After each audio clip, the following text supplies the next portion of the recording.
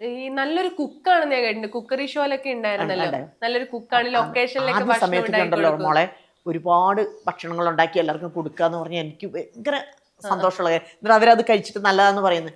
ഇപ്പം എന്ന് പറഞ്ഞാൽ ഉണ്ടാക്കി കൊടുക്കാൻ ആളില്ല.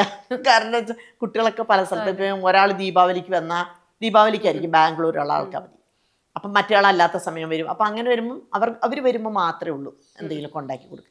ഞാൻ തന്നെയാകുമ്പോൾ ഇപ്പം നമ്മൾ പണ്ടത്തെ പോലെ ഒന്നുമില്ല, എന്തെങ്കിലും വെജിറ്റേറിയൻ ആണോ ഇഷ്ടം?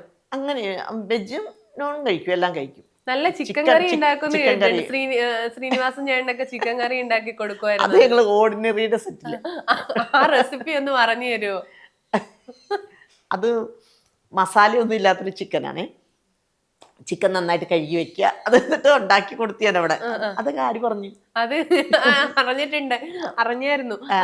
അതെങ്ങനെയാണെന്ന് നല്ല അത് വെറും ചിക്കൻ, കൊല്ലമുളക് എന്ന് പറയില്ല നമ്മളെ, വലിയ മുളക്, ചുവന്ന മുളക്, മഞ്ഞപ്പൊടി, കുരുമുളക് പൊടി, ചെറിയ ഉള്ളി, കറിവേപ്പില, വേറെ സാധനങ്ങളൊന്നും വേണ്ട നമുക്ക്.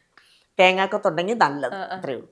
നമ്മൾ കുറച്ച് വെളിച്ചെണ്ണ ഒഴിച്ച് അതിൽ കൊല്ലമുളകിട്ട്, അത് കഴിഞ്ഞ് കറിവേപ്പില ഇട്ട്, ഇതൊന്ന് ഇതായി വരുമ്പോൾ ചുവന്ന മുളക്, ഉള്ളി അരിഞ്ഞ് വെച്ചിട്ടില്ല, ചെറിയ ഉള്ളി, എല്ലാം ചെറിയ ഉള്ളി ആയിരിക്കണം, അതൊരു കപ്പ് വേണം.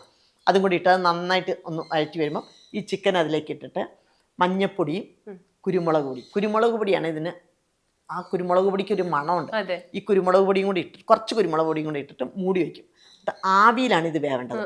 സിമ്മിലിട്ട് വെച്ചിട്ട് ഈ ഇങ്ങനെ വെന്ത് വരുന്ന സമയത്ത് ഈ ആവിയുടെ വെള്ളത്തിൻ്റെ ആവി ഉണ്ടല്ലോ, അതിങ്ങനെ ഒഴിച്ചിട്ട് ആ വെള്ളം കൊണ്ട് ആവി കൊണ്ട് ഇത് വെന്ത് തിരിച്ച് മറിച്ചിട്ട് ഒരുവിധം ഡ്രൈ ആയി വരുമ്പോൾ മേളിൽ ഇത്തിരി കുരുമുളക് പൊടിയും കൂടി എന്നിട്ടൊന്ന് ഇളക്കിയെടുക്കുമ്പോൾ ഒരു മണം വരും, ഭയങ്കര മണമാണ്. എന്നിട്ട് ഇത് വാഴയില അങ്ങോട്ട് നിർത്തിയിട്ടിട്ട് അതിലേക്ക് തട്ടിയിടണം. എന്നിട്ടിട്ട് എല്ലാം കൂടി ഇട്ടിട്ട് വാഴയില വെച്ച് നന്നായി കൂട്ടിപ്പൊതിഞ്ഞ് വീണ്ടും ആ ചട്ടിയിൽ വെച്ചിട്ട് ഒന്നുകൂടെ മൂടി വെച്ചിട്ട് തിരിച്ച് മറിച്ചിട്ടൊന്നും വേവിച്ചെടുത്ത് കഴിഞ്ഞ് വെച്ച് കഴിഞ്ഞാൽ ആ വാഴയില ഇങ്ങനെ തുറന്നിട്ട് അത് തന്നെ കഴിക്കാൻ.